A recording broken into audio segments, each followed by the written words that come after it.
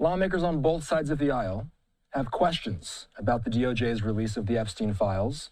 This, as Howard Lutnick testified on Capitol Hill earlier today about why he's mentioned in the documents. Fox News senior national correspondent Kevin Corke with this story. I did not have any relationship with him. I barely had anything to do with that person. Commerce Secretary Howard Lutnick defending himself in a Senate hearing Tuesday, downplaying ties to the late accused sex trafficker Jeffrey Epstein. After the revelation, he had at least 2 meetings with him after Epstein's 2008 conviction on prostitution charges. We had lunch on the island. That is true, for an hour. Lutnick's testimony comes a day after Epstein's associate, Ghislaine Maxwell, repeatedly pleaded the Fifth in a deposition, though her attorney indicated she could talk if her 20-year prison sentence were to come to an end. The White House denied rumors President Trump could offer her a pardon. It's not something he's considering or thinking about. Meanwhile, lawmakers are accusing the Justice Department of making inappropriate redactions. Monday was the first day members of Congress could see unredacted versions of the more than 3 million pages of files that have been released. There were 6 wealthy, powerful men that the DOJ hid for no apparent reason. Nearly 2 months have passed since a deadline set by Congress for DOJ to release all of its files. So far, they've published about half. DOJ is continuing to conceal and hide, and we need to counter it on behalf of the survivors. I'm convinced the DOJ is complying with everything they're required to do. Attorney General Pam Bondi will face questions on Wednesday from the House Judiciary Committee. In Washington, Kevin Corke, Fox News. Okay, a lot of questions about Lutnick, about his past remarks, about his current remarks. If you want to watch more of Lutnick on Capitol Hill earlier today, by the way, you can go on our YouTube account. We have this posted. Let's bring in 24 Sight's Tom LoBianco. He's the editor and co-founder of 24 Sight News. Tom, Lutnick had more contact with Epstein than we thought. In fact, we heard him today acknowledge that he was on his private island. What does this mean for Lutnick's credibility? Yeah, well, clearly there was a podcast. He talked about this last October when the debate was raging over whether or not this would actually happen. Now it is happening, and quite a tsunami that we are still in the midst of right now. And in that podcast, he said that he did not have further interactions after, I believe it was 2005. Now, of course, Epstein was first convicted. There's the plea deal, the light plea deal, in 2008. All right, so that's kind of our big benchmark there. That's our big date for, all right, did you talk to him? Were you friendly with him? As the emails show here, did you bring your family and kids to lunch with him before the child predator conviction, or afterwards? And here it is showing that Lutnick did this afterwards. Indeed, it was on the private Caribbean island. So that podcast where in October of last year, where he said that didn't happen, that is not true. I have to tell you, man, as scandals go, and, I think maybe I've been doing politics too long, but whenever somebody opens, when somebody opens says, I just instinctively hear Bill Clinton with his struggles of 30 years ago trying to explain away Lewinsky.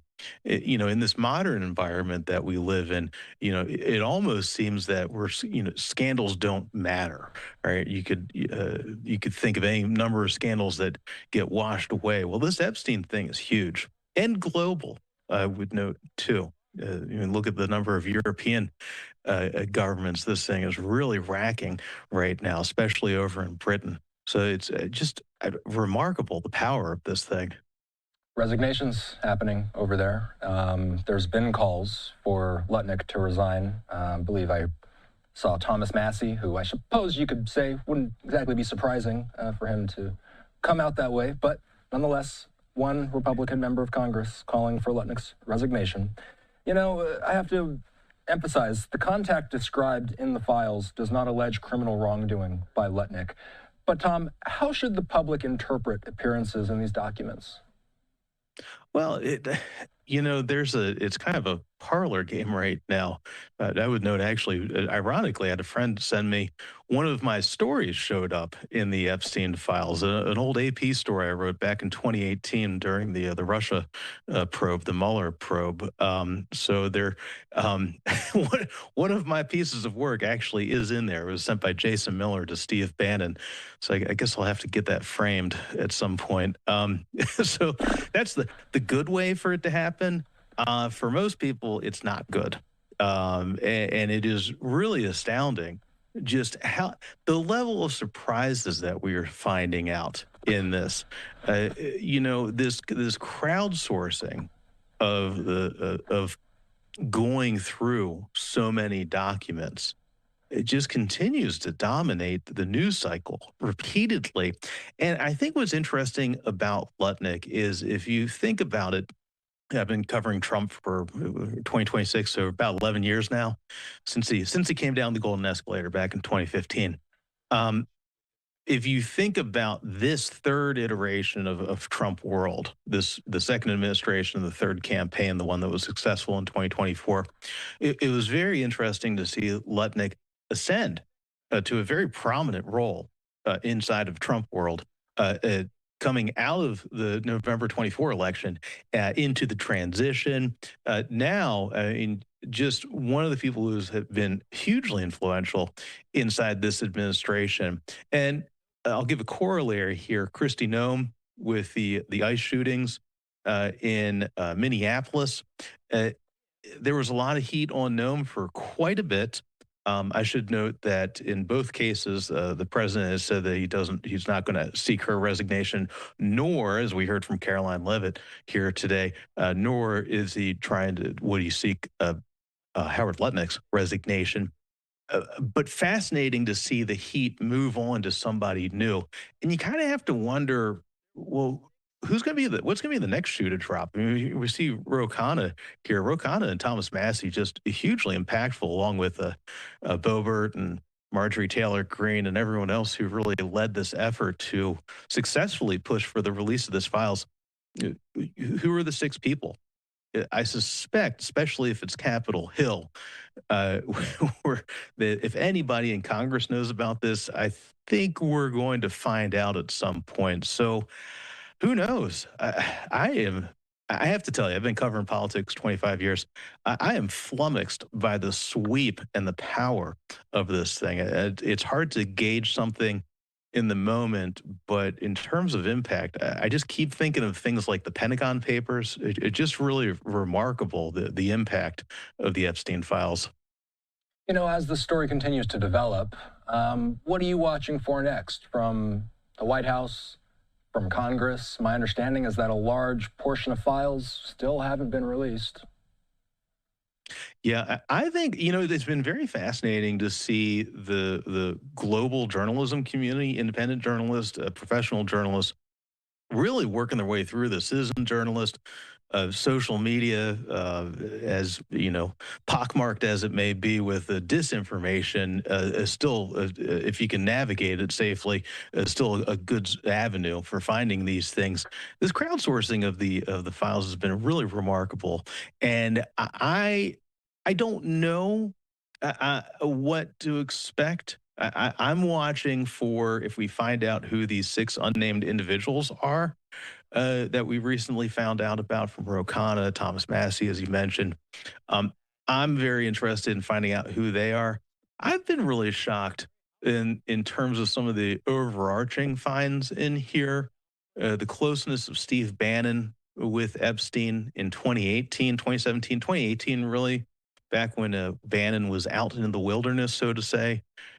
Good reminder there, of course, that if nobody ever truly leaves Trump's orbit, you can be exiled for a year or two. I mean, old enough to remember when Corey Lewandowski was exiled back in 2021. And of course, now he's helping to run DHS and ICE and whatnot as the top advisor to Kristi Noem. So I've been very surprised at the sweep of these things, especially the Steve Bannon, Epstein relationship. I think we're still going to have a smattering of things. Lutnick's exposure in this is not nearly at that level of Bannon in this. I think we're going to keep on finding out more, really paying attention to whoever these 6 unidentified individuals are. Always good to check in with you, Tom. By the way, how can people track 24 Sight's coverage? Totally. Going over to 24sight.news. That's number 24sight.news. Right there. My beautiful Canva print. We have to get that in neon sometime. Got a big investigation into a church scandal out in Indiana, one of my favorite places to cover. So head on over there, check that out. Doing a lot of great work and help support independent journalism, guys. Good to see you, Tom. Thanks. Thanks, Austin. You bet. All right. About 9:30 in the nation's capital. Let's hit a quick break. By the way, before we hit the break, let's actually play a moment from today's hearing. Senator Van Hollen of Maryland getting into it with Howard Lutnick. I'll just reiterate, this was during a subcommittee hearing of the Senate Appropriations Committee earlier today. Let's listen to a little bit of this. You led people to believe that you had cut off all contact with Jeffrey Epstein after the 2005 encounter you and your wife had in his apartment. But as I'm sure you know, the Epstein files show a very different record of interaction. Why do the Epstein files show you coordinating a meeting and planning a visit with Jeffrey Epstein on his private island in December 2012? Thank you for the question. I'm glad to be here to make it clear that I met Jeffrey Epstein when I moved to a house next door to him in New York, right? And I met him then.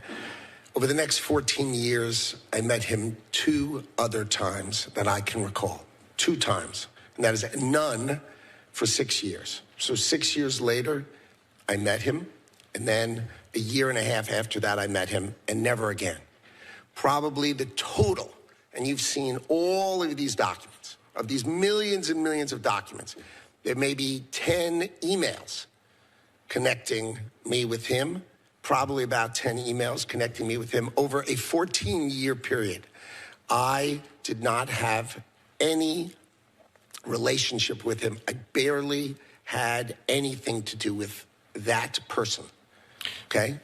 Secretary Lutnick, I think you understand the root of concern here. It's the way you described very emphatically your first encounter with him in his apartment, said you were disgusted, would never have any contact with him again.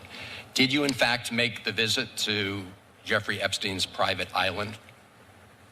I did have lunch with him as I was on a boat going across on a family vacation.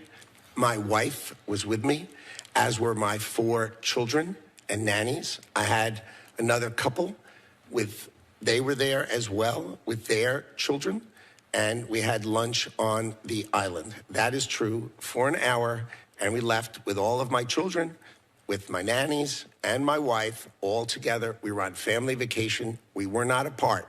To suggest there was anything untoward about that in 2012, I don't recall why we did it, but Mr. Secretary, again, as I said, there's not an indication that you yourself engaged in any wrongdoing with Jeffrey Epstein. It's the fact that you believe that you misled the country and the Congress based on your earlier statements, suggesting that you'd cut off all contact when, in fact, you had not.